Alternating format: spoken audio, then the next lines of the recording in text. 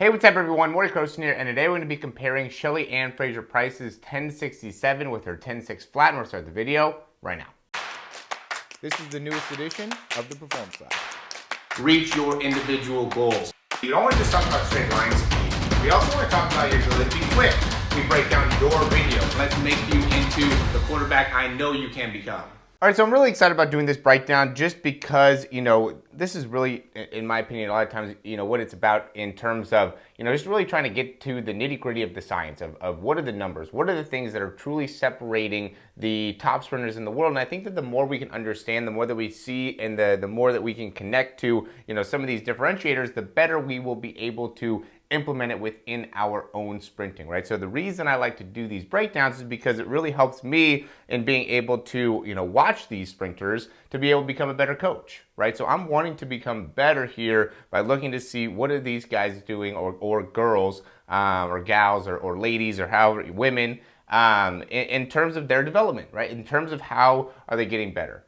And the big thing that ends up happening is it really gives you the opportunity to, understand the fundamentals just that much better. So, this is from this last weekend at the KIPP Kino Classic, and then this is from last year. I forgot what the race this was. It might have been the Prefontaine.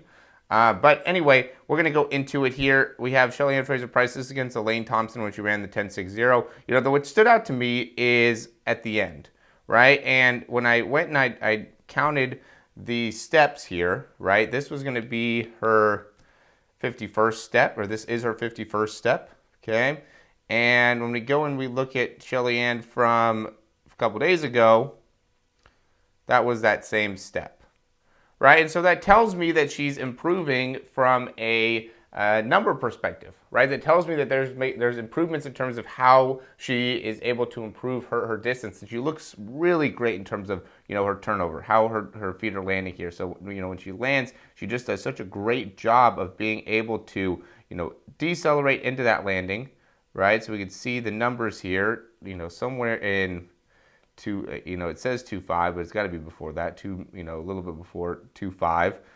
But she's off by, 0.32 easily, right? I mean, it's definitely before then, but, she's in low 0.08, maybe even high 0.07 in terms of foot contact time, right? I mean, you could see the frames. I mean, at 2.1 here, she's off the ground, right? At 2.5, she's hit the ground, but she's obviously very, contacted. But then also, she's about off at 2.8 as well, and I think that the numbers look better with the left foot when I was, reviewing it. But, 3.6, to me that doesn't see that there always seemed to be a bit of a flutter there. 6.2 to 6.9 though, 8.1 to 8.8, like she's in. She can't be, I don't think the mid 0.8's like 0.085. I think that would be too high, So she's in like 0.081, I would say, to 0.078, 79, even maybe even below that in terms of time on the ground, right? And that's the 100th of a second. So we're really trying to get specific here and understanding, what are some of the differentiators, right? Foot contact time makes a big difference. And what she's doing is she's not necessarily, making a huge difference in terms of her, turnover or, anything from a mechanical perspective. But it does seem like it's making the impact on her ability to cover, more distance per step, right? Because this ends up making a big difference. And, if she can do this, I know that this ended up being in, more of a favorable position, right? So that 10.67, based off the altitude, blah, blah, blah, it makes it, seem better. But she was not very pushed, like after Bowman kind of went down, and she even, was out in front pretty good from the beginning. She just separated from everybody. And, you can see here when she has Elaine Thompson coming up behind her, she might have tightened up a little bit here. That might have been what caused it. But either way, even if she did tighten up, it definitely pushed her, right? Definitely pushed her to run faster, right? Because she was going here, but then she feels Elaine, and then she's got to go and really put on in those last 5 or 6 steps, that extra burst. Where here, she's just smoothly gliding through.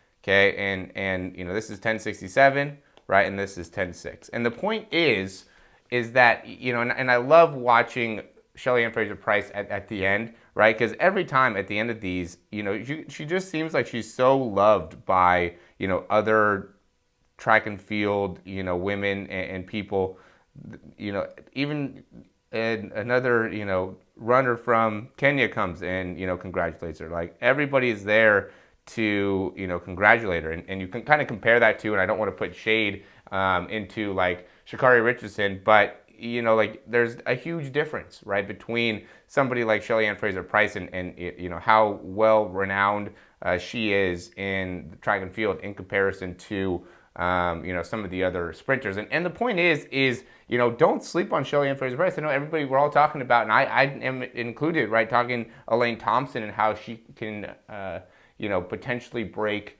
the, you know, 10.5 mark into the 10.4s.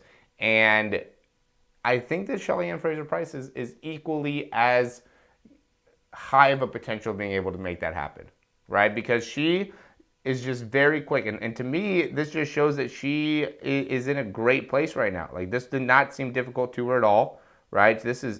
She still has a lot more. This is to start off, you know, the season. She's already running, you know, one of her faster times.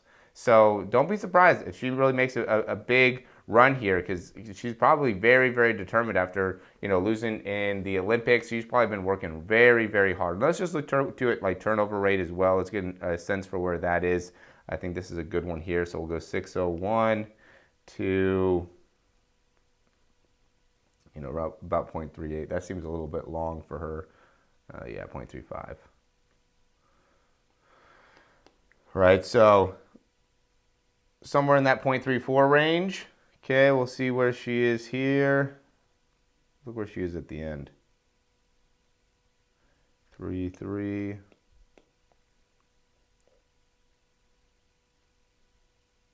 2.66. Right, so you know, pretty similar.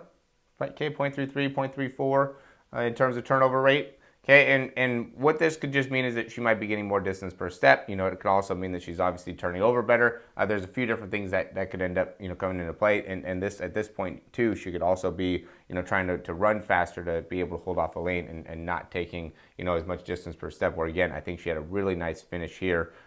She looks very, very, you know, technically sound, right? I mean, it's not like she didn't look technically sound here, but look at the difference. Right, like, you know, this is even with her running 10.6 and, you know, beating Elaine Thompson, she just doesn't look near as sound here. But if we look here, you know, like, this is Shelly-Ann Fraser-Pryce, you know, ready to break some records, in my opinion.